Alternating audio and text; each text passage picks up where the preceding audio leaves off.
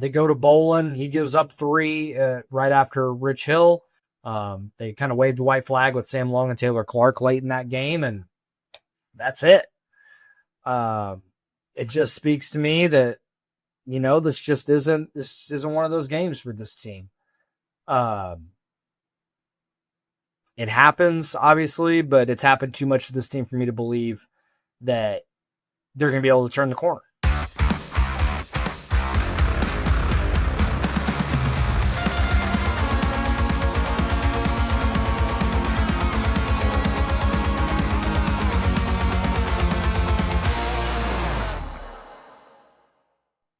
One Royal Way back at it here on Kansas City Sports Network. I'm Joel Penfield. Thank y'all so much for tuning in. Make sure you're subscribed on all our audio platforms and video platforms. Hit those notification bells so you know when these episodes go up.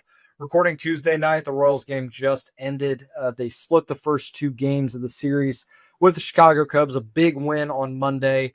Get shut out on Tuesday night. Such as the sport of baseball. You score too many runs in one game, you don't save enough for the next. But it's also a great example of what this team is. Incredibly inconsistent. We've seen that for most of the season. We'll talk about the first game and the second game and, what this leads into tomorrow. With the day game, potentially the last game that Seth Lugo pitches in a Royals uniform. We'll see how that goes. And they're able to win the series in Chicago. And, at that point, you're 3-3 through this first 6 games with a massive homestand coming up this weekend. Between Cleveland and Atlanta coming to town. It's the last stretch before, major decisions need to be made at the deadline. The show, as always, brought to you by Emprise Bank. Member FDIC, our partners in Possible here at Kansas City Sports Network and on the One Royal Way podcast. We can't thank them enough for that support that they've given us for a couple of seasons now to do this. As I mentioned at the beginning, Royals win big 12-4, season high in wins, in runs. They had gotten to 11 a couple of times, and they get to 12 with a 4-run 8th. They punished Ben Brown, who was the bolt guy after Ryan Brazier was the opener. He set down Bobby, India, and Vinny without much issue. Noah Cameron does the same in the second inning, and then the first inning. Second inning, Jac Caglianone comes up and sits back on a breaking ball and smokes it out to left center, and he hits it into the basket in left center, in left field, which is a home run. 5th home run of the year. Sign of some good things. We talked about it on this show. It's not happening for him right now. He's going through some struggles. I will say, though, I'm starting to see things that are good, and there are numbers out there to back this up. So I wanted to bring this up. Preston Farr over at Farm to Fountains mentioned this from June to July with certain batted ball metrics when it comes to Jack. And this is a really good sign. These are all really good signs that he's starting to turn the corner and things might start going his way over these next 2+ months of the season. So in June, from when he debuted on the 3rd of June to the end to June 30th, ground ball rate was 56%, which is incredibly high for any player, let alone a dude with a lot of power. The barrel percentage was 8.8%. The launch angle was 3 degrees, so a lot of ground balls, which it kind of reflects in the ground ball rate. And the zone contact rate was 88.6%. Now, I will say, that number is still very high, and that is still a very good number for him to be at that. And this was going into the game, I think yesterday. I haven't seen the numbers updated, but I know for sure a couple of them have changed. The ground ball rate now in July, ground ball rate of 39.5%. So it's down like 15, 16% from where it was in July. And 39, almost 40% is still very high, and that's not what you want to see. But it's to see that improvement drastically shows that he's starting to lift the ball a little bit more, which then goes to the barrel percentage being 13.2%, up nearly 5% from what it was. The launch angle's up to 11 degrees, so that means he's hitting more line drives and fly balls. That is how you optimize your profile. That's why I've seen the home runs start to come for Jack a little bit. Why we've seen some of these line drives come through for him a little more. And the zone contact rate going into yesterday, I believe it was 96.2%. Now it's like something in the range of 93%, which is still an incredibly high number. That's like Vinny Pasquantino's got a zone contact rate around the 90s. That was what he's had for most of his career. So you think about the profile of a guy that hits the living crap out of the ball, barrels it up, he's hitting line drives, and he's making a lot of contact in the strike zone. Like, all of that screams he's going to get it figured out. And the expected numbers, while they aren't as gaudy as they were the first 2 or 3 weeks he was in the big leagues, expected batting average is still around 260. The slug is still around 450, 500. So he's still underachieving the batted ball numbers. Still some things to work on.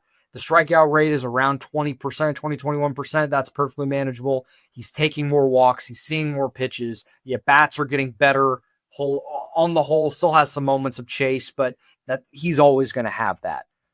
It doesn't bother me that much, especially with some of the quality of contact that's starting to come with the results as well. So all that to say, threw a lot of numbers out. Bottom line is Jac's getting better, and Jac is improving. And that's what we want to see over these next 2 months. The Royals aren't going to make the playoffs. So one of the main things I want to see is how does Jac respond over these next 2 months and build on what he has done in July, which is see, some things start going in the right direction for him, even if the results haven't necessarily caught up to the process that he's implemented over this last month. A lot of home runs last night. John Rave hits another one, a big moment for him. He grew up in the Eastern Illinois, Chicago area, grew up going to Wrigley Field. So to hit a home run in that ballpark, no doubt or two, that was incredibly awesome. And I had kind of been out on the John Rave experiment and experience, but the way he hit the ball to start the second half looks like he figured something out in his swing, a drive line over the All-Star break. At this point, why not give him a lot of run and just see what he has over these next 2 months? Treat it like they did in 2023. Like, all right, hey, let's see what you got. I think at a minimum, he's showing you that he could potentially be a bench outfielder. Maybe not an everyday guy, but I'll be curious over a larger sample if he's able to keep some of this up. Continue to hit line drives, attack the ball efficiently, and use some of that pull side power because he's got a sneaky amount there that he's obviously shown over the last few games. Big story last night to me was Salvador Perez. And I'll get to Noah Cameron after this because he deserves some shine as well, despite the second inning kind of getting away from him. Salvador Perez is just keeping Father Time at arm's length. I talked about it on Sunday after the couple of home runs in the Miami series. And then he goes out, he hits 2 home runs on Monday night. 170 plate appearances since the start of June. And when it looked like through April and May, like Salvi might be done or, Father Time has truly caught up to him. And 170 plate appearances since the calendar turned to June, 297, 343, 614 slug with a 158 weighted runs created plus. 13 homers, 34 RBIs, 11 doubles in that stretch. Strikeout rate below 16%, the ISO, isolated power. So looking, weighting doubles, triples, and homers, more to show like the extra base hit and the true like power number. It's 316. It's a crazy high number. 16% strikeout rate and the walk rate's 4.7. That's about a Salvi stat line right there. And the strikeouts are down. He's chasing a little bit less in certain spots. And when he's more selective and when he's seeing the ball well, the dude's liable to go bridge on almost any ball thrown to him, especially if it's around the strike zone. He waited back on a cutter late in the game yesterday, drove it out to left center. And it's pull side, it's powerful. And now he's at 290 homers. Like 300 is going to happen this season if he continues on a stretch like this. Like he's going to go through another lull that kind of happens and then he heats back up again. But right now he is on an insane heater over the last 2+ weeks from a power perspective, and it's really changed his season and the outlook of his season and the outlook of what he could be in 2026. There's a club option. I guarantee the team is going to pick it up, but it gives you hope that like the dude is just going to find a way to stave off Father Time as long as he can. He's been unbelievable here for the last 2 months, and this team has really needed it. I know it hasn't necessarily mattered given that they're still 4 games below 500, but it is nice to see that he's, kind of on the back nine of his career and he's continuing to play at a pretty high level. It's obviously very impressive. Noah Cameron, it looked like he was due for a clunker to start. And he's been great for pretty much his entire time here in the big leagues. Unbelievably so. That second inning really looked like it was just going to get away from him, and the game was going to get away from him. I'm gonna go through the log here. So he gives up the home run to Carson Kelly. He just a change up down. He dropped the head on it and crushed it. So it's 1-1 game just that fast. He gets a pop out, and then it's a single, and then with 2 outs, Justin Turner doubles, and then Matt Shaw homers. And it's 4-1 that fast. It's like, oh shoot. Well, okay, here we go. And obviously the offense turned it on, but you wondered, like, okay, Noah Cameron may not have it today. This game might get out of hand. And to his credit, he gets out of the fourth with little damage, a couple of singles, but that's it. And then, a 1-2-3 inning in the fourth, or not before, he gives up a single to Justin Turner, but 3 out of 4 again. And then shuts him down in the fifth, and then shuts him down in the sixth. And the guy's just unflappable. Like, you cannot break the guy and really just destroy him. And he had one really bad outing against the Yankees. For the most part, that's about it. He's been just incredible. And that's a really good lineup that the Cubs run out there with Seiya Suzuki and Kyle Tucker and Nico Warner. Ian Happ is really, been a steady contributor for a long time. Dansby is really good. Michael Busch has a 917 OPS this year. Justin Turner is about as steady as they come. Matt Shaw is coming on. Like, there is not a lot of breaks in that lineup. And really, outside of that second inning, he kept them at bay and really didn't give them any sort of chance. And still gave this team 6 innings, scatters 7 hits, but no walks, 7 strikeouts.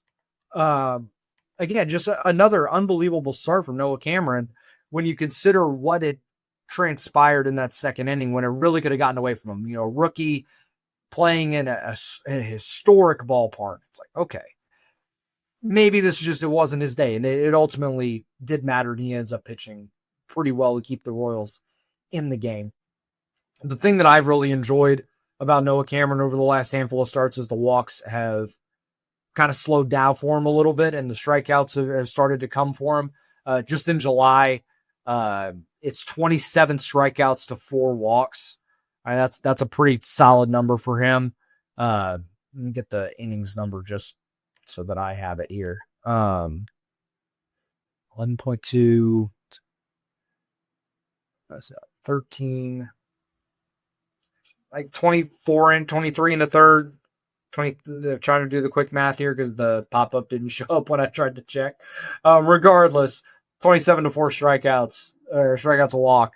That's a solid number, especially that the walks were a pretty big issue for him early on. It was 24 and a third. I had it right. Shoot. Hey, go me. But again, disrespectful. Some of the rookie of the year candidacy is pretty disrespectful that he's not getting more run. But because he throws 91 and not 96, it's just not as interesting. So there's the stories for me from that game. Obviously a huge offensive performance, and this team needed it badly. But we'll talk about the opposite side of that here after this break. Looking for tickets for your next event? Tickets for Less is your #1 source. Save big on every purchase when you use promo code KCSN at ticketsforless.com. Success in real estate takes more than vision. It takes the right financial partner. When someone takes something rundown and turns it into something great, that's called a comeback story, like Brain Group. They take distressed properties here in KC, completely rework them, and then turn them into valuable real estate. But that kind of work needs the right bank behind it. Enter Emprise Bank. They're not about cookie-cutter loans. They saw Brain Group's vision, backed them, and now they're making big moves in Kansas City real estate. Talk about your partner in possible. Emprise doesn't do one-size-fits-all financing. They invest in potential and back growth. Visit emprisebank.com/KC to learn more. Emprise Bank, member FDIC, equal housing lender. Folks, there's nothing that beats relaxing on a hot summer day and watching some baseball. And there's no simpler way to get in on the action than by downloading the Pick 6 app from DraftKings. It's crazy simple. Just pick more or less on the stats for 2 or more of your favorite players, and boom, you're in the mix for big cash prizes. And the best part, Pick 6 is available right here in Missouri. Don't miss out on the fun. Don't settle for a smaller payout. Switch to Pick 6, and right now, new customers can get $25 in bonus picks with their first deposit of $5.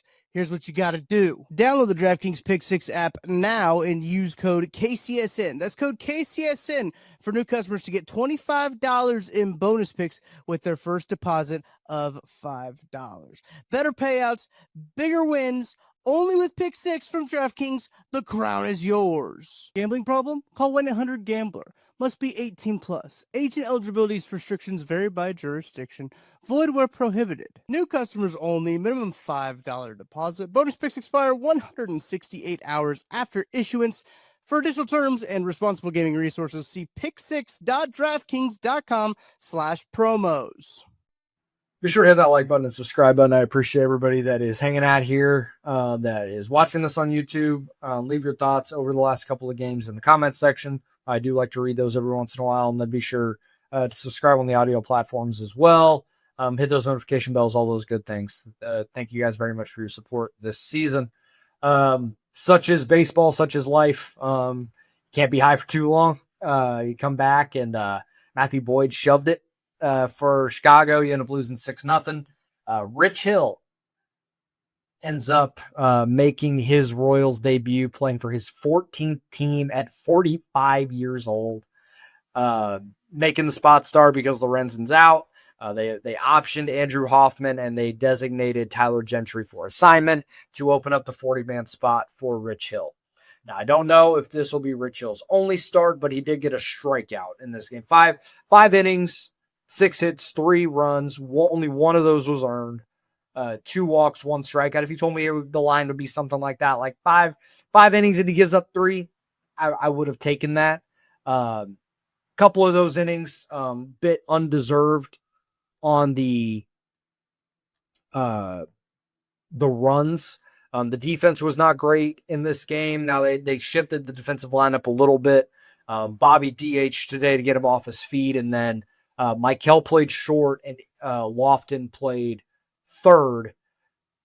And Vinny, pure off day for him against the lefty. I mean, he hadn't had an off day in quite a while. I think he's only missed one other game this season.